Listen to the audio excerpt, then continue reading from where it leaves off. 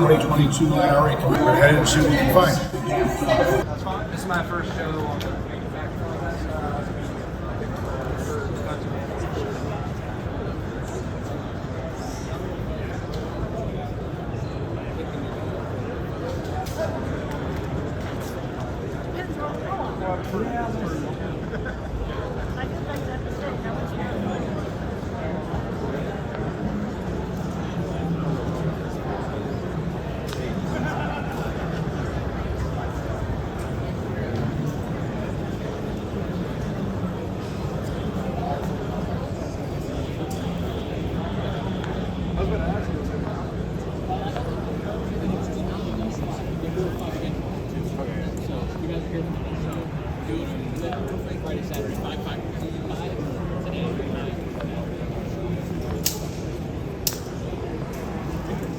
NRA 2022 with a good friend of mine, which we've known each other for a long time, Bob Faxon.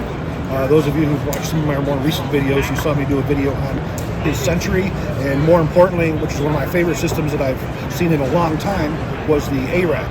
Now, as you know, we've talked about in the past, I said to you, I thought two of the most significant designers over the last probably 10, 15 years was you and Mike Brown. Because very flattering. Both of you guys have taken a weapons platform, having no experience whatsoever in manufacturing firearms, went from a clean sheet of paper and came up with a completely unique design. And they're all very successful designs. And I'm hoping to see the ARAC have some military trials in a couple of years, because I think it definitely has the potential. I want to talk about your new cartridge, your 8.6. The 8.6, yes, Q.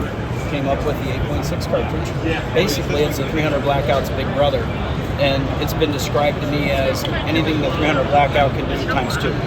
So you've got both subsonic and supersonic rounds that shoot out of the same platform. It's basically a 308 weapon, and it's a 6.5 Creedmoor connect up to a 338 with an incredibly quick rifle twist, which is probably, honestly, I think, because I can't tell you anything about bullets or guns. I think you know a lot more than I do. But the one thing that I'm picking up just from being around and from hearing and seeing and shooting these weapons is the 8.6 has something a little bit more than a variation or a preferential difference.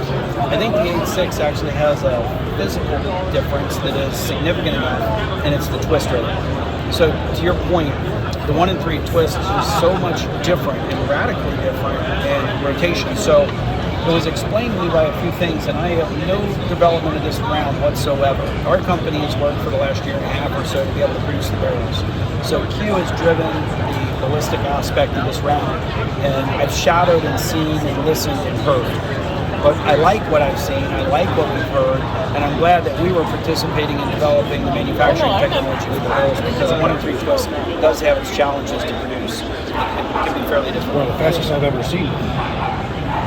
It is. And the neat thing about it is, from a layman's standpoint, I look at it and say, okay, the energy, and this is what was described to me, the energy in the powder is going to be used in a few different ways. It's going to be linear velocity, it's going to be rotational velocity, it's going to be noise, it's going to be light, it's going to be heat. So the mass of the bullet has always been mass times velocity equals energy deposit on target and things like that.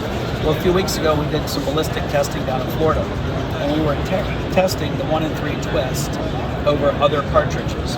And the wound cavity and the gelatin, the rotational velocity was so much different. The effect on target was highly significant. So it has the stability aspect of rotation like a football, obviously, and it does produce the subsonic round at 100 yards that truly is a sub 1 milli round. So that's pretty impressive. The other thing is, when you look at the consumption of that energy, because of the twist, the optimal barrel length is 12.5 inches. So if you do use a 12.5 with the suppressor, you're about even where you are with a barrel to begin with, typically. So from a hunting standpoint, love the 12.5 inch barrel, love the 8.6. And the suppressors on them, I think it was 116 decibels when we were doing testing, so basically a 22 with a suppressor. And I think part of the reason is because a lot of the energy is going into that round, into the projectile, and there's less flash and less light and that you have to deal with the noise. So I think it's a good round. A lot of things come in and go, and some remain, but they don't stay as dominant. I'm hoping that the 8.6 actually have enough difference in the functionality of the projectile that it actually is going to stick around and be dominant for a long time. I think it's an innovative, what do they call it, disruptive. I'm really looking forward to it. Actually, I spoke to Joey earlier yesterday, and we're working on getting one to take a look at. But the innovation you guys have is unparalleled. The amount of way you have grown in such a short period is just astronomical. It definitely shows to your quality. Thank you. We've been very blessed. Very blessed. So, thank you very much for taking your time. I appreciate it as usual. Thanks for stopping by. Thank you. NRA Day 2. Look what happened to run into. Ran into Such. What's going on? What did you think of the show so far? It's been great. I love it. I love the people. I mean, you have a camaraderie, that's all throughout. There's a lot of great things to check out. This year, it's been a little bit slow. I think Memorial Day. I think there's a little bit different climate going on, but definitely a great time. And I highly recommend getting out to the NRA. This is my first one. Unfortunately, it's here in Houston. Oh, they're a lot of fun. There's a really great turnout of manufacturers here. Yes. That's really cool. I mean, anything you want to see, pretty much, you can see it. Check it out. In fact, there's very few major manufacturers here. Right, that's right. I've seen SIG. There's a couple other smaller ones. Everybody else seems to be. Yeah, they like to be here. And I mean, this is a place where people can actually shoot the guns or the gear. There's all kind of different using vehicles. I think this is fun for us too because people who watch us on YouTube. I mean, we obviously have a much smaller channel. We got people coming up and taking pictures. This is a 6-foot bald guy who talks in front of the camera. People want to take pictures. I'm not used to that yet, but you've been at this much longer than I am, so you're probably more used to it. Well, it's an honor when people come up to me. I mean, it's an honor because they, some people don't take much more time. I'm like, I like talking to people. It's a lot of most of us do this because we like talking. right. What's the point of being an expert in anything if you don't share that knowledge? That's exactly right. You got to share it. Well, hey, thanks you for your time. I appreciate it.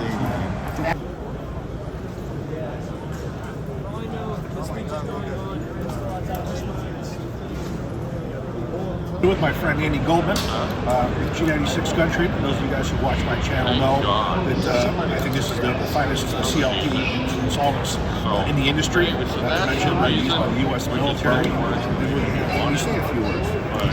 It's great to see you. I know it's been a few years. And I want you guys all to know that I have talked to this gentleman about a G96 scented candle, and I want him to answer to this as well. That's a super secret trade secret on those fragrances, and I'm so sorry.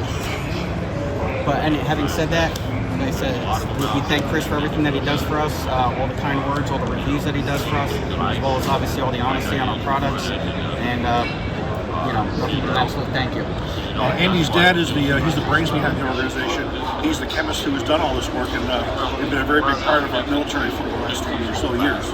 Not to mention the G96 has been around, almost 50, and he's over 60. High school. I think over 60. And I can say of all the guns I've had throughout my life, I haven't had one speck or rust.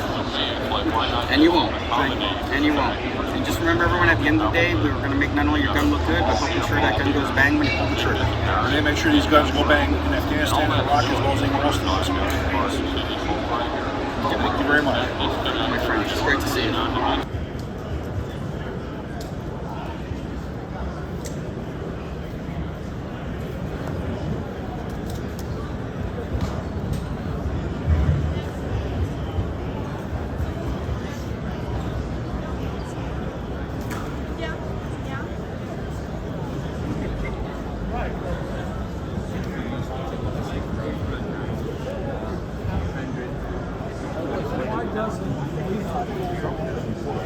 Day 2 of NRA 2022.